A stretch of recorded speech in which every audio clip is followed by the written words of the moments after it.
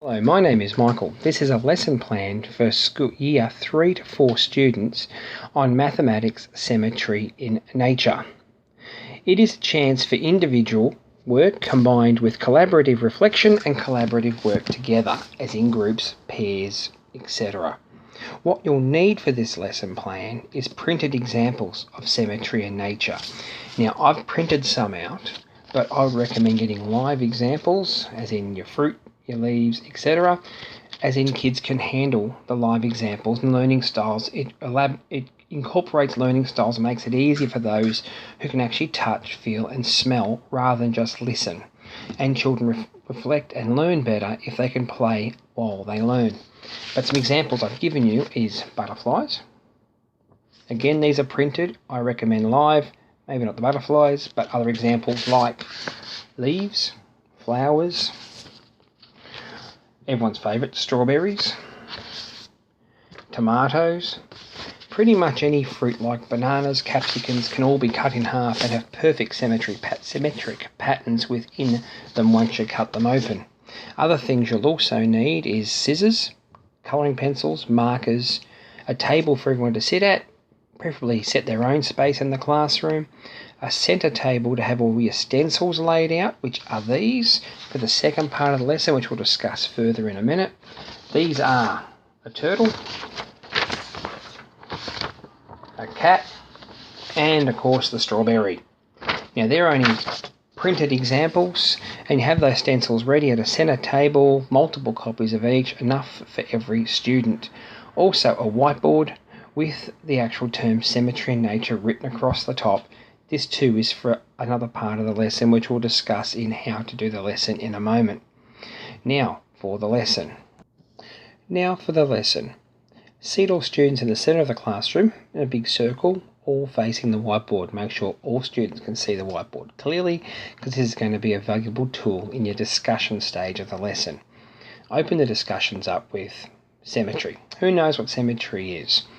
Don't be overly surprised if you do not get a big response, as this is early stages and they might not have been exposed to the concept of symmetry in maths at this stage and this level.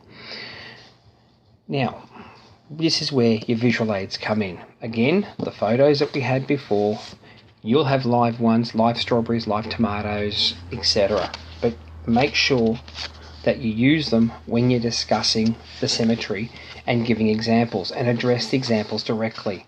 Again, it's direct, and the children will learn better if they have the visual live aids rather than just sitting there and taking it in as you speak. You can also draw examples on the whiteboard as opposed to holding up the live ones. Give examples of flowers, leaves. Depending on your drawing level, kids like to do both. You can even ask students to come up and draw their own examples. Encourages students to get involved with their peers, and also it's more, again, collaborative learning together. Next, after the group discussion, ask all students to return to their desks by picking up one of the stencils you've already laid out on the table we mentioned before. They must pick one or two, because this will come in use later when we have a collaborative discussion. So at least two is good, give them time, and we can use them in the discussion further on. Now, show the students how to fold them down the dotted line, which is this one here.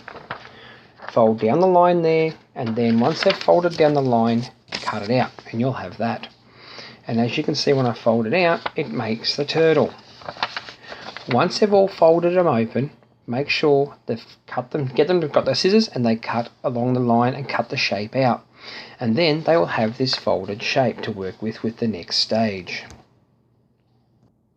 The next stage is now the art discipline. This is where they get to draw, colour in, and use whatever their imagination wants with the other blank half of their stencil. They will colour this side in, and they can draw on this side. Draw and make sure it matches the other side as the best they can do at their age and their own level. There is no right or wrong way to do this. Their best effort is all that matters. Once all the students have finished, or are comfortably finished, ask them to rejoin on the floor in a circle for discussion and reflection on what they have learned, where they can share their ideas and share what they learned with fellow students. This allows for the calibration side of the lesson. This lesson is great because it does cross many forms of the mathematics and education discipline. We have art, we have maths, we have creativity, and it's a fun lesson. Thank you.